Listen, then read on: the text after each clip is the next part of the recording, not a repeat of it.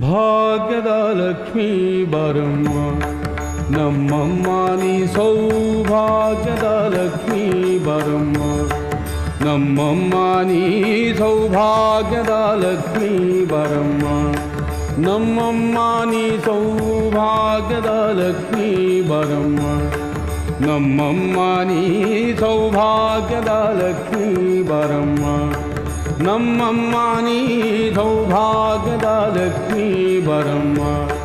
ನಮ್ಮಮ್ಮ ನೀ ಸೌಭಾಗ್ಯದ ಲಕ್ಷ್ಮೀ ಬರಮ್ಮ